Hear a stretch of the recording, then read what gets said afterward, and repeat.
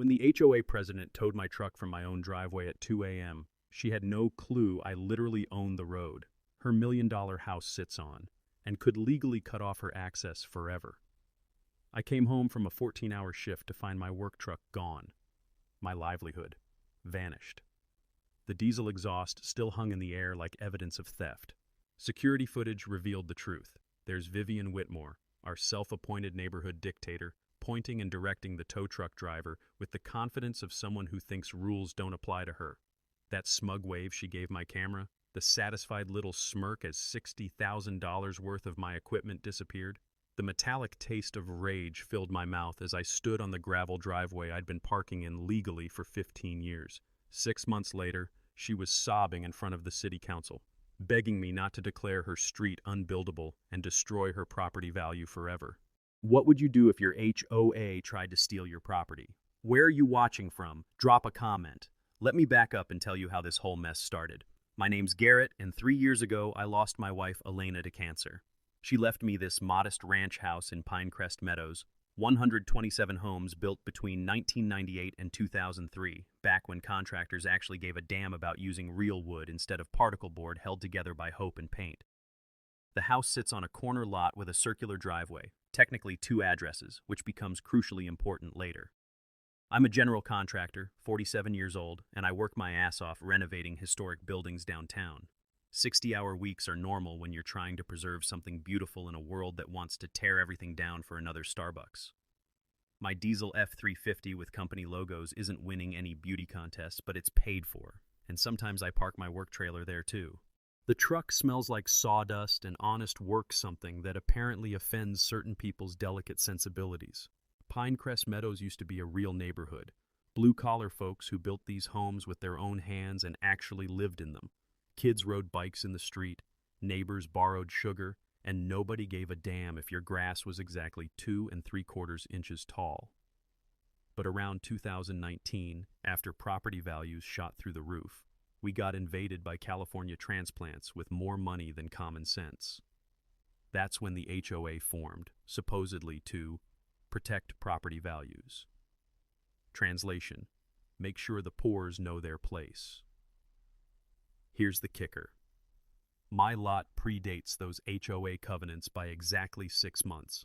Elena made sure of that when her father sold the land. Smart woman, my Elena. I still smell her vanilla candles sometimes when I walk through the house, like she's watching over me, making sure I don't let anyone push me around. Enter Vivian Whitmore. 52 years old, real estate agent, moved here from California in 2020 and immediately got herself elected HOA president on a property values protection platform. Lives in an $850,000 McMansion 3 houses down, drives a white Tesla Model S with vanity plates reading House QN. You know what's funny about people who need vanity plates to announce their authority? They usually don't have any real authority. This woman actually measures neighbors' grass with a ruler. I've seen her do it. At 7 a.m. on a Saturday, ruler in hand, like some demented suburban surveyor. Our first encounter happened at the mailbox cluster. I'm checking my mail, enjoying the fresh asphalt smell from the road crew that just finished resurfacing, when I hear designer heels clicking on concrete like a countdown timer to trouble. Garrett, right? Her voice was syrupy sweet, like artificial vanilla mixed with condescension. I'm Vivian, your HOA president. I wanted to chat about your work truck. The woman was drowning in perfume-overwhelming vanilla that mixed with the asphalt smell and made my eyes water. My mailbox hinges squeaked as I closed it, and suddenly that sound seemed amplified in the awkward silence. What about it? I asked, pulling out a certified mail envelope. The thick paper felt rough against my work-hardened hands. Well, it's just that some neighbors feel it degrades our neighborhood aesthetic. I'd love to help you find more appropriate commercial parking. I explained politely that I wasn't an HOA member, that my property predated their rules, and that I parked legally on my own land. Her smile never wavered, but her eyes went cold. Everyone needs to contribute to community standards, Garrett. We're all in this together. That's when I knew this woman was going to be a problem. People who use your name too much in conversation are either selling something or planning to screw you over. A week later, city code enforcement knocked on my door. Anonymous complaint about unlicensed commercial vehicle storage. The inspector found no violations, but mentioned something interesting.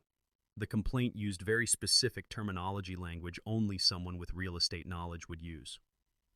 Whoever called this in knew exactly what buttons to push, he said. They wanted me to find something wrong, but your setup's completely legal. That's when I realized Vivian Whitmore wasn't just being petty. This was calculated warfare. She'd researched city codes and probably expected me to roll over and comply like a good little peasant. She had no idea who she was dealing with. 2 weeks after the code enforcement incident, Vivian launched full-scale psychological warfare disguised as community concern. This woman went door to door with a petition demanding city council impose commercial vehicle restrictions in our neighborhood. Picture this. Vivian armed with a 3-ring binder full of printed photos of my truck taken from multiple angles, morning, noon, and night shots like she was documenting evidence for a felony case. She told neighbors my F-350 would attract more contractors and lower property values, because apparently the sight of honest work is contagious and might infect the whole subdivision with blue-collar cooties. The woman actually measured the distance from my bumper to the sidewalk with a tape measure. I watched her do it through my kitchen window while drinking my morning coffee. 27.5 inches, in case you're wondering. She managed to get 23 signatures out of 127 households, mostly from newer residents who'd never spoken to me, but were apparently terrified that my truck might spawn an invasion of working-class people with functional vehicles. When Harold told me about the petition, his weathered hands shook with anger. This 73-year-old retired electrician who helped wire half these houses was literally trembling with rage. "That woman's been telling people you're planning to turn this into a commercial district," Harold said, his gravelly voice thick with disgust. "Some folks are scared their property taxes will go up, but Garrett, there's something you should know about your property. The records are interesting." The city council meeting was held in the Civic Center, where folding metal chairs squeaked like torture devices every time someone shifted nervously. The air reeked of burnt coffee and bureaucratic desperation. I walked in wearing my cleanest work shirt, carrying a manila folder that would obliterate Vivian's little crusade. Vivian presented first, those designer heels clicking across marble floors like a countdown to her own humiliation. She painted me as a neighborhood menace, a threat to property values and community standards. Her pen clicked nervously, click, click, click, like a metronome keeping time to her lies. When my turn came, I stood calmly and dropped Elena's death certificate and inheritance documents on the table. The room went silent except for the fluorescent lights buzzing overhead like angry wasps. "I've been parking in that driveway legally for 15 years, I said, looking each council member in the eye. "I'm a licensed contractor who's worked on half the homes in Pinecrest Meadows, including 3 houses owned by people who signed this petition. Then came my business license, liability insurance, and something beautiful 3 longtime neighbors standing to testify." Harold talked about how I'd rewired his garage for free after a storm. Mrs. Chen described how I'd installed grab bars for her elderly mother, no charge. Dave mentioned the foundation repair I'd done after his flooding, materials only. The council voted down Vivian's petition unanimously, 5-0, complete annihilation. But here's the mini twist that revealed exactly what kind of sociopath I was dealing with. After the meeting, Vivian cornered me in the parking lot with an Oscar-worthy performance of fake concern and manufactured vulnerability. "Garrett, I had no idea about your personal situation," she purred, voice dripping with artificial sympathy. "Losing Elena must have been devastating." I thanked her and headed toward my truck, but she wasn't finished. "You know, I have extensive connections in real estate. If you ever decide this neighborhood isn't the right fit for your current lifestyle, I could help you find something more suitable to your needs." Let that sink in. This woman had just been publicly humiliated, embarrassed in front of the entire city council, and her immediate response was suggesting I sell my home and move somewhere more suitable. Translation: where poor people belong. The diesel exhaust from my truck mixed with her overwhelming vanilla perfume as I climbed into the cab, creating a scent combination that somehow perfectly captured this whole insane situation. "Thanks, but I'm exactly where I belong," I said, and drove away. But Harold's words kept echoing in my head as I pulled into my driveway. "The property records are interesting. Your wife's daddy was a smart man, made sure to keep certain rights when he sold to the developer. Vivian's Tesla sat in her driveway 3 houses down, and I could see her silhouette through the windshield, probably on the phone with her lawyer or plotting her next attack. You know what's hilarious about people who mistake kindness for weakness? They always assume working folks are too stupid or too tired to fight back. They count on us being grateful for whatever scraps they allow us to keep. As I sat in my truck, keys still in the ignition, I made a decision. It was time to find out exactly what rights Elena's father had been smart enough to keep. Vivian Whitmore was about to discover that some of us don't just fight back, we fight smart. Vivian's public humiliation at city council triggered something primal in her real estate agent brain-pure, calculated revenge disguised as community protection. What came next was systematic psychological warfare that would make a CIA operative proud. It started with the 6 a.m. noise complaints. Every single morning when I left for work like I'd done for 15 years, she'd call the city about excessive noise violations. My diesel engine warming up was apparently disrupting her beauty sleep from 3 houses away. "Look, Mr. Hayes," Officer Martinez said, the 4th time that week, "your truck's well within legal noise limits, but I have to respond to every complaint." The morning air carried the scent of fresh-cut grass and Vivian's desperation. I could see her white Tesla positioned strategically in her driveway, giving her a perfect surveillance view of our conversation. But noise complaints were just foreplay. Vivian filed a Better Business Bureau complaint claiming unprofessional conduct and neighborhood disruption by my construction company. She somehow produced 3 anonymous customers, alleging I was difficult to work with and created disturbances. The BBB investigation took 2 weeks and found 0 merit. Funny how those anonymous complainers vanished when investigators tried to contact them for follow-up interviews. Then came the Facebook stalking campaign. Vivian posted daily photos of my property in the HOA group, my truck's parking angle, my work schedule, even the time I took my trash out. She recruited new allies, the Morgans, a couple who wanted their neighborhood to have that executive country club feel. "Some of us moved here for prestige," Mrs. Morgan commented.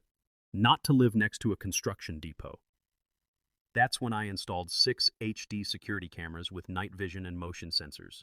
They made a distinct electronic hum when activated, a sound that seemed to make Vivian particularly jumpy during her daily photo shoots. You know what's beautiful about paranoid people? They document their own crazy behavior better than any prosecutor could. But here's where Vivian revealed her true predatory nature, the mini twist that showed this wasn't random harassment, it was business strategy.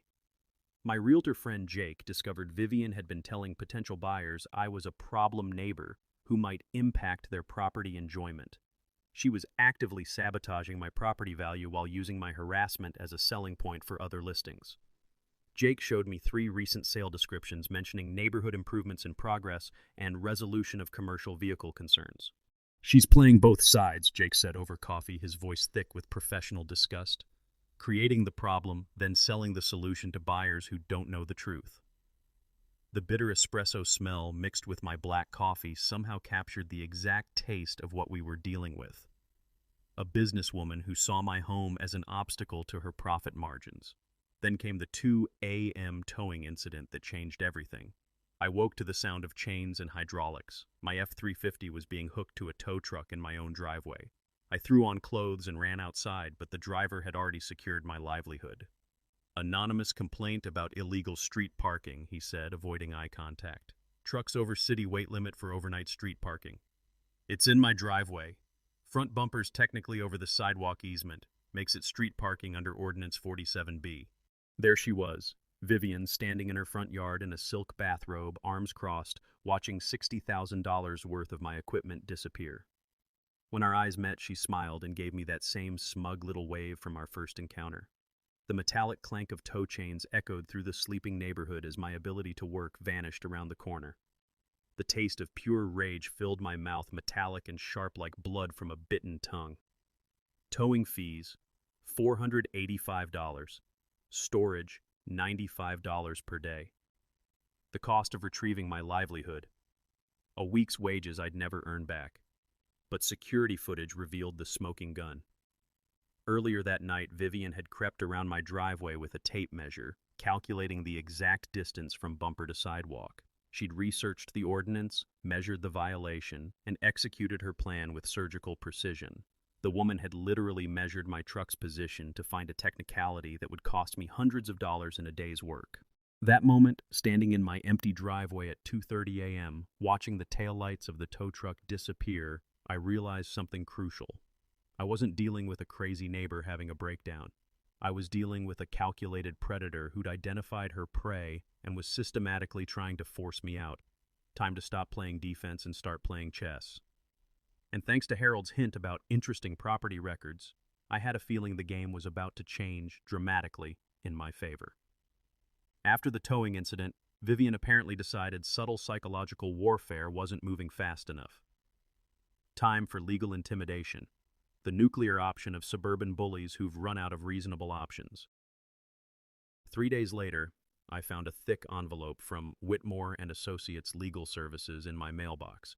The paper felt expensive between my calloused fingers that heavy stock lawyers use to make their threats seem more legitimate than they actually are. Inside was a cease and desist letter demanding I remove my security cameras for violating neighbors' privacy expectations and cease my pattern of harassment and intimidation.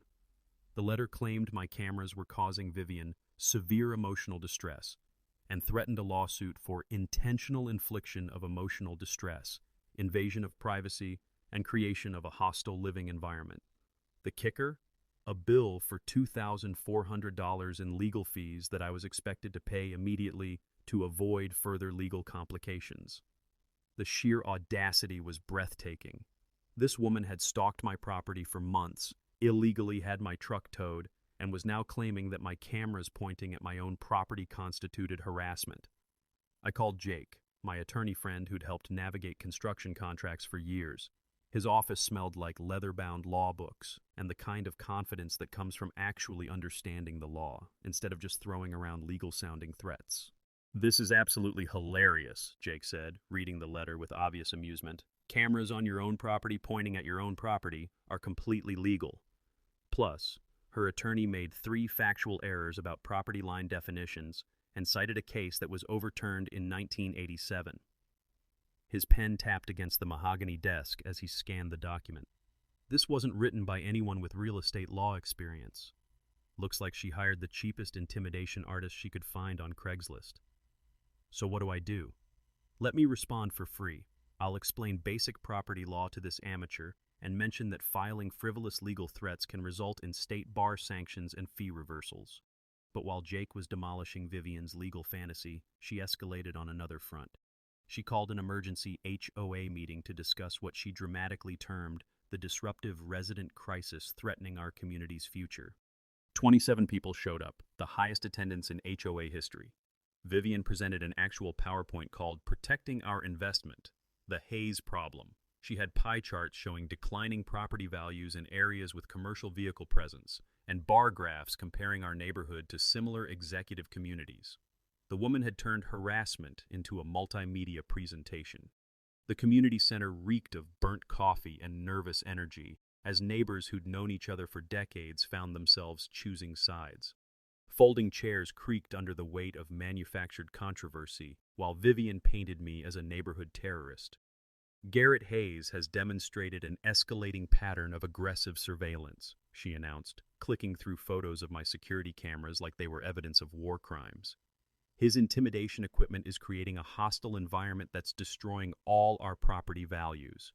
She proposed a special assessment fee of $200 per household for legal defense funds and enhanced security measures to combat what she called the Hayes security threat. That's when Harold had enough. The 73-year-old retired electrician stood up, gripping his walker, and his gravelly voice cut through Vivian's corporate presentation like a buzzsaw through plywood. "I helped wire half these houses with these hands," he said, raising his weathered fingers. "Garrett Hayes has been nothing but helpful to this community for 15 years. This woman is trying to bully a widower out of his home, and I'll be damned if I'll sit quiet while she does it."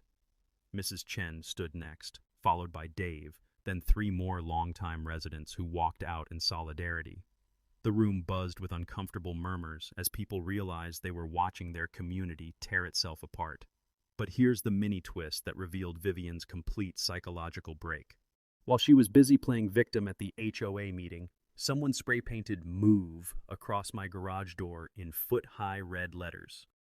My HD security cameras caught every detail. At 11:47 p.m., a figure in dark clothing and unmistakably distinctive designer heels approached my garage with spray paint. The face was hidden, but that click-click-click gait was as recognizable as a fingerprint. The next morning, acrid paint fumes hung in the dawn air like evidence of Vivian's mental breakdown. The rough texture of dried paint over smooth metal felt like a declaration of war under my fingertips. Deputy Williams took the report but shook his head. "Height and build match your neighbor, and those are definitely women's heels, but we can't see the face clearly enough for charges." Still, he paid Vivian a courtesy visit about property damage and stalking laws. I watched through my window as she answered her door in full makeup at 9 a.m., performing shocked innocence for an audience of one very unimpressed deputy. That night, sitting in my idling truck, staring at "Move" spray-painted across my garage, Harold's words echoed louder than my diesel engine. "Your wife's daddy was smart, kept certain rights when he sold to the developer. Time to discover exactly what rights Elena's father had preserved. Because Vivian wanted hardball? I was about to show her what real power looked like." The next morning, I called Pinnacle Title Company and requested a comprehensive property report, the kind that goes back to the original land grants and traces every single transaction, easement, and covenant attached to my lot. Cost me $340, but sometimes you need to spend money to understand exactly what you own. 3 days later, I sat in Linda Morrison's cramped office at Pinnacle Title, surrounded by stacks of documents that smelled like old paper and bureaucratic secrets. Linda's been doing title work for 37 years, and her expression told me she'd found something unusual. "Your property has some very interesting features, Mr. Hayes," she said, spreading out a 1997 surveyor's map across her desk.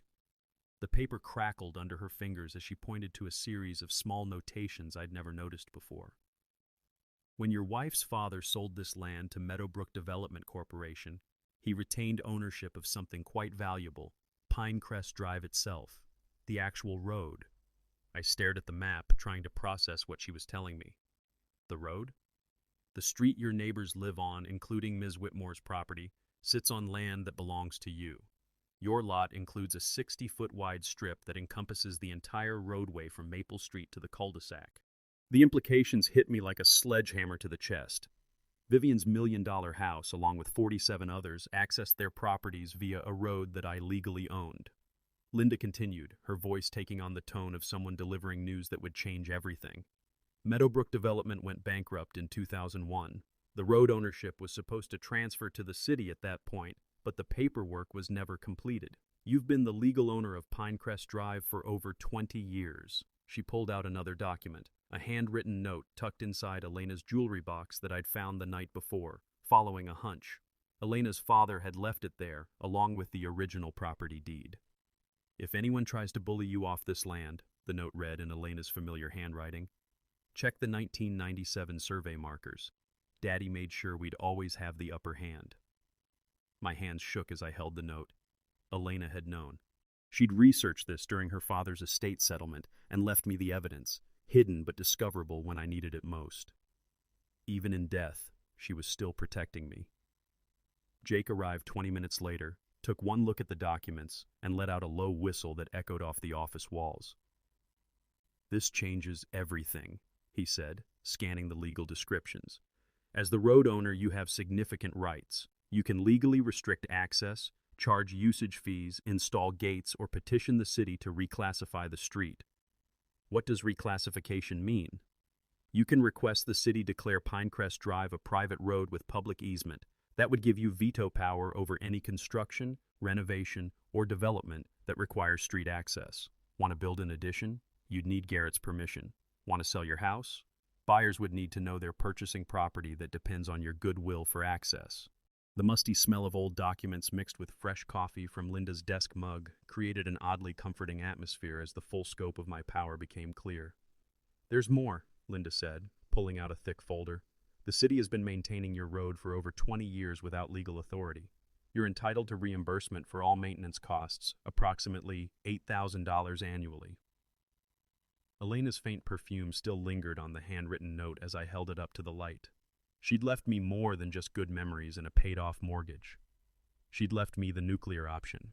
Vivian Whitmore had spent months trying to force me off my property, not realizing that her own $1 million house sat on land that depended entirely on my permission to access. The hunter had just become the hunted. That night, I called an emergency war council in my kitchen. Jake arrived first, carrying a briefcase full of legal strategies and the kind of predatory grin lawyers get when they smell blood in the water. Harold showed up 20 minutes later with Marcus, my surveyor buddy, who'd helped me navigate tricky property lines on construction projects for years. "Gentlemen," I said, spreading the title documents across my kitchen table like battle plans, "we're about to teach a real estate agent what happens when you mess with someone who actually owns more than they realize." Jake cracked his knuckles and dove straight into the legal strategy. First, we file what's called a quiet title action. I learned about this during a messy divorce case where both spouses claimed the same vacation cabin. It officially establishes your road ownership in court and creates public record that eliminates any future disputes. The smell of fresh coffee mixed with the sweet taste of finally having a real plan as Jake outlined our next moves. Always get comprehensive title insurance, I thought, remembering advice Elena's father had given us years ago. You never know what surprises are buried in old property records. Second, we petition the city for street reclassification from public road to private road with public easement. This is where it gets interesting. You'll have control over access, maintenance, and any future development that requires street usage. Marcus pulled out his surveying equipment, the metal instruments clinking against my kitchen table like wind chimes made of justice. I'll conduct an official survey and plant permanent boundary markers. Had a case 5 years ago where a homeowner discovered he owned his neighbor's driveway, similar situation to yours, but the neighbor was actually grateful instead of psychotic. "How long will this take?" I asked. 2 weeks for the survey, another month for legal filings, Jake said. But here's the beautiful part. We don't tell Vivian anything until the city officially notifies all affected property owners about the reclassification petition. Harold leaned back in his creaky chair and smiled with the satisfaction of a man who'd seen enough neighborhood drama to appreciate perfect revenge. She's going to lose her mind when she realizes her house sits on property that depends entirely on your goodwill. Jake opened his briefcase and pulled out a thick folder documenting our harassment case. Security footage, police reports, spray paint incident, false complaints, towing receipts, it's all here. Once your road ownership is established, we file comprehensive harassment charges including property damage, business interference, and intentional infliction of emotional distress. I remembered something Elena had mentioned years ago about private road ownership, giving people significant control over access and maintenance. Her father had dealt with a similar situation when he owned rental properties. Turned out, understanding the difference between easement rights and actual ownership could be the difference between being powerless and holding all the cards. We spent 2 hours calculating the financial implications. The city owed me approximately $160,000 in road maintenance costs dating back 20 years. Legal fees would be offset by Vivian's settlement and potential city reimbursement. My property value would actually increase once road ownership was confirmed. "There's something else," Harold said, his weathered hands folding over the documents. "I've been talking to other neighbors Vivian has targeted. Mrs. Patterson on Elm Street got similar pressure tactics to sell, same with the young couple renting the house on Oak. Systematic campaign," Marcus added, packing his surveying tools with practiced efficiency. "She's targeting anyone who doesn't fit her vision of executive neighborhood appeal." The taste of revenge mixed with bitter coffee created a flavor I'd never experienced before. Hope seasoned with justice, served at the perfect temperature. Jake outlined our psychological strategy with the precision of a military tactician. We let the city process everything through normal channels. When they send registered mail to all affected property owners about the reclassification hearing, Vivian discovers she's been attacking someone who literally controls her property's access. How long before she figures it out? City notification goes out in exactly 30 days. That's when she learns her $1 million house exists only because you allow it to. I thought about something Elena's father had always stressed: property easements had to be explicitly granted or established through documented long-term usage, and those rights could be revoked under specific circumstances, including harassment or violation of usage terms. "Never assume you have permanent rights to use someone else's property," he'd warned. Always verify easement terms and respect boundaries. As my war council packed up, the kitchen felt transformed. The same room where I'd eaten countless lonely dinners since Elena's death now buzzed with the energy of righteous men who'd found a cause worth fighting for.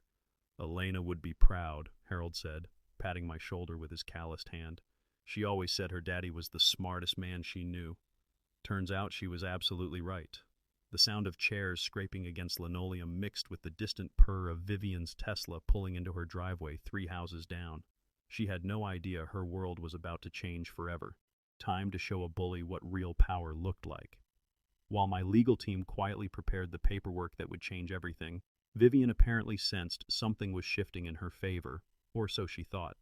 The woman who'd been methodically harassing me for months suddenly kicked into overdrive like a predator that smells wounded prey. It started when she somehow discovered through the city clerk that I'd filed what she called a mysterious property claim.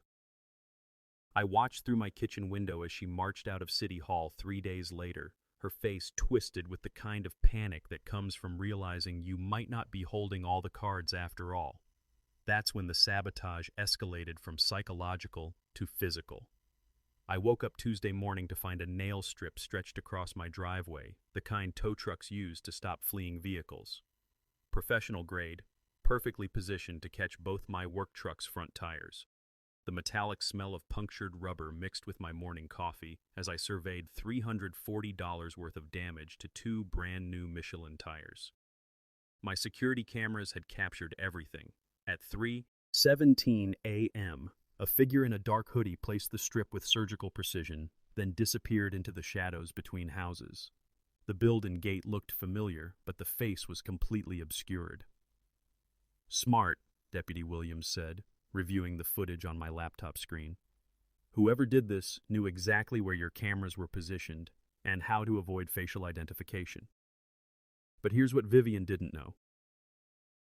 I'd installed additional motion sensor cameras with night vision after the spray paint incident. Cameras she hadn't spotted during her careful surveillance of my property. The backup footage showed her returning 20 minutes later to retrieve the nail strip, thinking she'd covered her tracks. Her face was clearly visible for exactly 3 seconds as she looked up to check for witnesses. 3 seconds that would eventually cost her everything. That afternoon, she made her most desperate move yet, a bribery attempt disguised as neighborly concern. I was replacing my damaged tires when Vivian approached carrying a manila folder and wearing the kind of fake smile that probably sold a lot of overpriced houses to unsuspecting buyers. "Garrett, I've been thinking about our situation," she said, her voice dripping with artificial sweetness that mixed with the rubber smell from my tire repair. "I realize we got off on the wrong foot." She opened the folder to reveal a real estate contract with my address pre-filled and a purchase price that made my eyes widen. Fair market value plus 15%, nearly $200,000 more than my house was worth. "I have a client who's very interested in corner lots for investment purposes," she continued. "This would solve both our problems. You could move somewhere more suitable to your lifestyle, and the neighborhood could return to its intended character." The sheer audacity was breathtaking. After months of harassment, property damage, and legal threats, she was offering to buy my house at inflated prices to make her problem disappear. "That's generous," I said, wiping grease from my hands with a shop rag. "But I'm exactly where I belong." Her mask slipped for just a moment, revealing the calculating predator underneath. "It would be unfortunate if life became more difficult for someone who chooses to stay where they're not welcome." That threat, made while I was changing tires she'd deliberately punctured, crystallized everything I needed to know about Vivian Whitmore's character.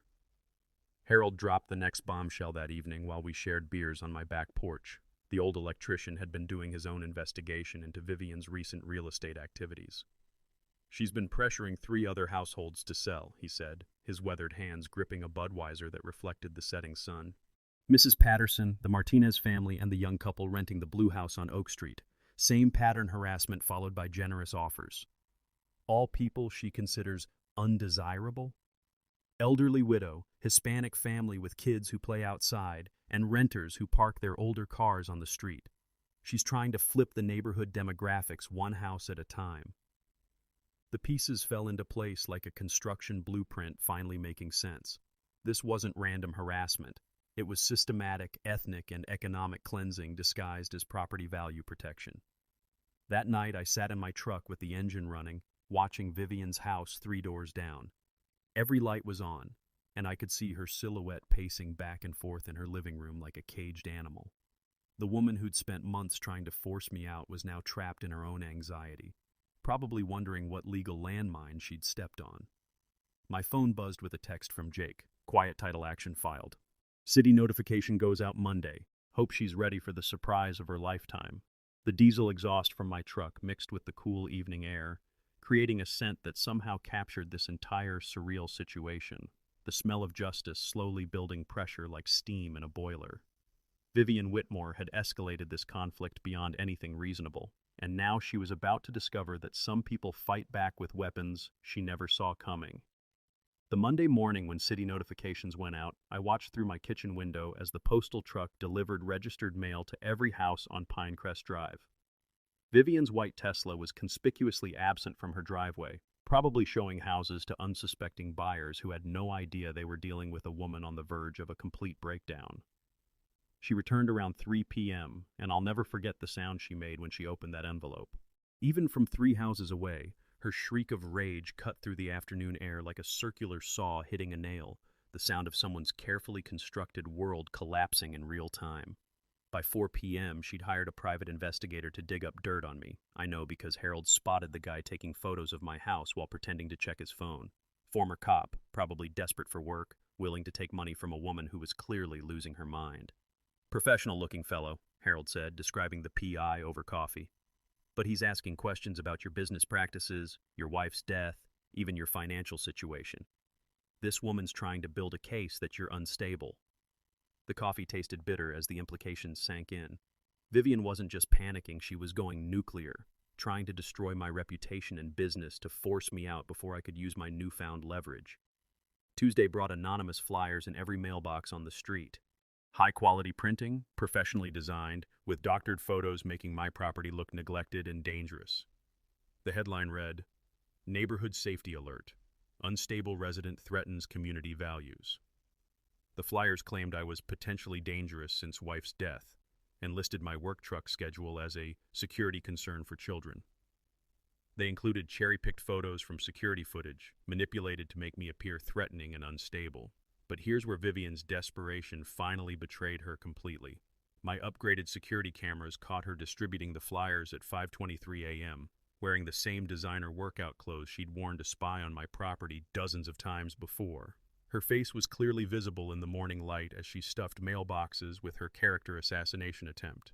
The smell of fresh ink on those flyers mixed with the dawn air created an oddly appropriate scent for what felt like the final battle of a war I'd never wanted to fight. By Wednesday, she'd escalated to attacking my livelihood directly. Someone filed complaints with the state contractor licensing board, alleging unprofessional conduct, property damage, and intimidation of homeowners. 3 anonymous complainers provided detailed testimony about my allegedly poor work quality and threatening behavior. The licensing board hearing was scheduled for Friday morning in downtown Austin. I had to defend 15 years of spotless professional conduct against fabricated allegations designed to destroy my ability to work. Jake accompanied me to the hearing, carrying a briefcase full of customer testimonials, work photos, and business records that told the real story. The hearing room smelled like stale coffee and bureaucratic indifference as Vivian's hired attorney presented his case against my character. Mr. Hayes has demonstrated a pattern of neighbor disputes and aggressive behavior, the attorney claimed, reading from prepared notes. These complaints represent a concerning escalation that threatens public safety. Then Jake stood up and methodically destroyed their entire case. Customer after customer had provided written testimonials about my professionalism. Work photos showed craftsmanship that spoke for itself. Most importantly, when the board tried to contact those anonymous complainers for follow-up questions, all 3 phone numbers were disconnected. These allegations appear to be entirely fabricated, the board chairman concluded after 30 minutes of testimony. Mr. Hayes, your license remains in good standing. We apologize for this waste of your time. But the real bombshell came Thursday evening when Jake called with news that changed everything. I've been digging into Vivian's real estate activities, he said, his voice tight with professional disgust. Her development company owns option contracts on 5 properties in your neighborhood, all homes belonging to people she's been harassing. The pieces clicked together like a perfectly engineered machine. Mrs. Patterson's house, the Martinez family's property, the rental on Oak Street. Vivian had been systematically targeting undesirable residents to force sales, then flipping their properties for massive profits. Her entire harassment campaign was business strategy, Jake continued. She's been creating problems to drive down prices, then swooping in with development offers. Your road ownership discovery threatens to kill her entire scheme. That night, I sat on my back porch watching Vivian's house blaze with lights until nearly midnight. Every window glowed like a beacon of panic as she probably frantically called lawyers, trying to find some way to challenge my property rights before the public hearing. The evening air carried the scent of honeysuckle mixed with the distant smell of diesel exhaust from the highway, a combination that somehow perfectly captured this moment when justice was finally building toward its inevitable conclusion. Vivian Whitmore had spent months trying to force me out through harassment, sabotage, and character assassination. Now she was about to discover that her $1 million house sat on property that existed only because I allowed it to. The hunter was about to become the hunted in the most public way possible. The City Council public hearing was scheduled for 7 p.m. on a Thursday, and by 6:30 the Civic Center was packed beyond capacity. Word had spread through social media about the unusual property rights case, and it seemed like half the county had shown up to watch the fireworks. Local TV news crews from 3 stations set up cameras in the back, their bright lights creating an almost theatrical atmosphere. The smell of burnt coffee mixed with nervous energy as people filled every folding chair and lined the walls. I'd never seen so many people interested in municipal property law. Vivian arrived fashionably late in a black power suit, flanked by an expensive attorney who looked like he'd rather be anywhere else. She carried a leather briefcase and wore the kind of confident expression that suggested she still believed money and legal intimidation could solve her problems. I walked in wearing my best work shirt and carrying the original 1997 surveyor's map that would end her world. The murmur of anticipation died as Mayor Rodriguez called the hearing to order. The sound of his gavel echoed through the packed chamber like a starting gun for the main event everyone had come to see. Tonight we're hearing a petition for street reclassification of Pinecrest Drive, the mayor announced. The petitioner claims private ownership of the roadway currently maintained by the city. Vivian's attorney went first, and I'll give him credit. He tried his best with an impossible case. He argued that my road ownership claim was legally frivolous and that the city's 20-plus years of maintenance had established permanent public ownership through adverse possession. My client and 47 other homeowners invested in properties with guaranteed public road access, he declared, his voice carrying the authority of someone who probably charged $500 an hour to lose cases. This frivolous claim threatens the property values and legal rights of an entire community. He presented a petition signed by 63 neighbors opposing the reclassification. Impressive, until you realized most of them had no idea what they were actually signing. Then, City Attorney Sarah Walsh stood up and delivered the legal equivalent of a nuclear bomb. The petitioner's road ownership claim is legally valid and has been confirmed by comprehensive title search, she announced, her voice cutting through the chamber like a scalpel. Meadowbrook Development Corporation went bankrupt in 2001, and the road transfer to public ownership was never completed. Mr. Hayes has been the legal owner of Pinecrest Drive for over 20 years. The crowd's murmur rose to a buzz as the implications sank in. Vivian's face went pale as fresh concrete. Furthermore, Walsh continued, the city has been maintaining private property without legal authority for 2 decades. Mr. Hayes is entitled to reimbursement for unauthorized maintenance costs. That's when I stood up for my moment. Jake had coached me to keep it simple, factual, and devastating. Council members, I never wanted this fight, I said, my voice carrying clearly through the packed chamber. I just wanted to live peacefully in the home my late wife left me. Instead, I've been systematically harassed, had my property vandalized, my truck illegally towed, and my business reputation attacked. I nodded to Jake, who began projecting security footage onto the chamber's main screen. The crowd watched in silence as months of harassment played out in high definition. Vivian measuring my truck's position with a tape measure, directing the tow truck operator, spray painting my garage door, distributing defamatory flyers. This is what happens when someone decides a working man doesn't belong in their vision of suburban paradise, I continued. But here's what Ms. Whitmore didn't know. Her $1 million house sits on property that depends entirely on my permission for access. That's when Vivian finally snapped. She stood up abruptly, knocking over her water glass, and pointed at me with a trembling finger. "This is extortion!" she screamed, her carefully maintained composure cracking like ice in the Texas sun. "He's weaponizing property laws for personal revenge. I demand the city ignore this fraudulent claim." The mayor gabbled for order, but Vivian wasn't finished. "He's been stalking me with those cameras. He's unstable since his wife died. This whole neighborhood knows he doesn't belong here." The chamber fell silent except for the whir of TV cameras capturing her complete meltdown. Her attorney tried to pull her back into her seat, but the damage was done. She'd just admitted on camera, in front of 50 witnesses and 3 news crews, exactly what this had always been about. "Ma'am, please take your seat," Mayor Rodriguez said firmly. "Outbursts are not permitted during public hearings." But Vivian was beyond reason now, tears streaming down her face as 20 years of entitled superiority collapsed in real time. "You can't let him do this. My house is worth more than his entire existence. I have rights." The council voted unanimously to approve the reclassification. 5-0, just like her petition against me months earlier. As the gavel fell, Vivian collapsed into her chair, sobbing audibly while her attorney frantically whispered damage control strategies that would never work. Outside in the parking lot, Deputy Martinez was waiting with harassment lawsuit papers that Jake had prepared for this exact moment. The evening news would lead with footage of Vivian's meltdown for 3 straight nights. Justice had never tasted so sweet. 3 weeks after Vivian's public meltdown became local internet legend, her attorney called Jake with settlement terms that were music to my ears. $15,000 in damages, full reimbursement for all legal fees, a formal written apology, and an agreement to cease all contact with me forever. More importantly, she had to disclose the private road ownership to any future property buyers, a requirement that essentially killed her house's resale value and her development company's expansion plans.